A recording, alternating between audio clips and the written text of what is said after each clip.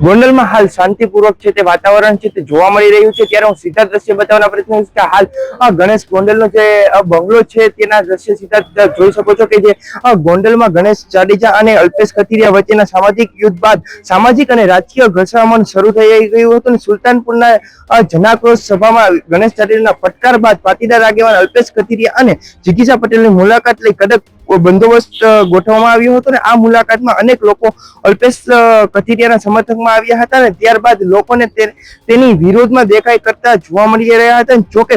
આ દરમિયાન તેમણે આશાપુરા મંદિર દર્શન કરી નીકળ્યા બાદ અલ્પેશ કથિરિયાની ગાડી પર હુમલો કરવામાં આવ્યો હતો અને આ હુમલામાં તેની ગાડીના કાચ તોડી નાખવામાં આવ્યા હતા અને અલ્પેશ કથિરિયાનો કાફલો ધારાસભ્યના બંગલા પાસેથી પસાર થનાર હોય તે પહેલા જ એને રૂટ છે તે ફેરવી દેવામાં આવ્યો હતો. ત્યારબાદ અલ્પેશ કથિરિયા સહિતના આગેવાનો છે તે આંબેડકરની પ્રતિમા તેમજ ભગવતસિંહના પ્રતિમાને હાર તોરા કરી ખોડલધામ તરફ રવાના થયા હતા અને હાલ ગોંડલ ચુસ્ત પોલીસ બંદોબસ્ત છે તેની વચ્ચે શાંતિપૂર્વક છે તે વાતાવરણ છે અત્યારે જોવા મળી રહ્યું છે. Tushar Bhaliya, news room, Gondal.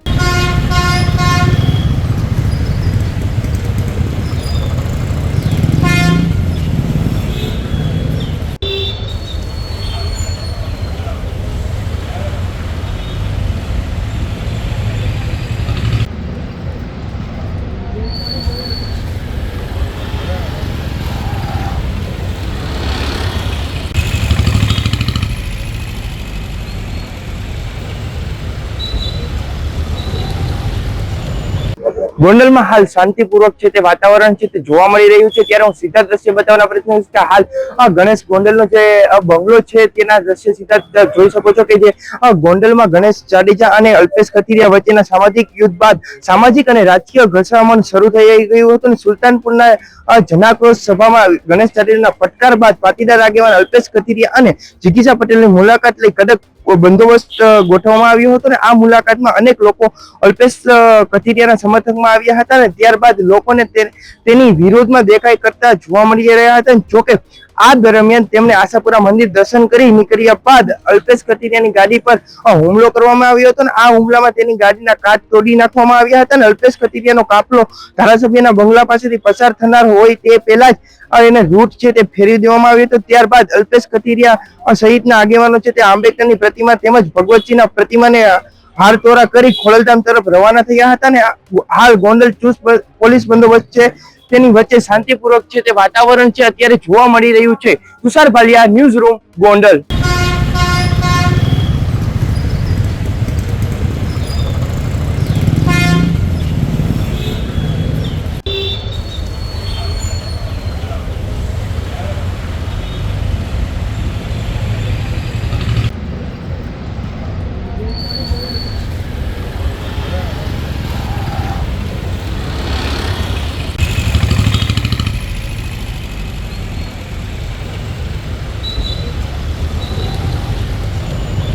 ગોંડલમાં હાલ શાંતિપૂર્વક છે તે વાતાવરણ છે તે જોવા મળી રહ્યું છે, ત્યારે હું સીધા દ્રશ્ય બતાવવાના પ્રયત્ન કરીશ કે હાલ ગણેશ ગોંડલનો જે બંગલો છે તેના દ્રશ્ય સીધા જોઈ શકો છો કે જે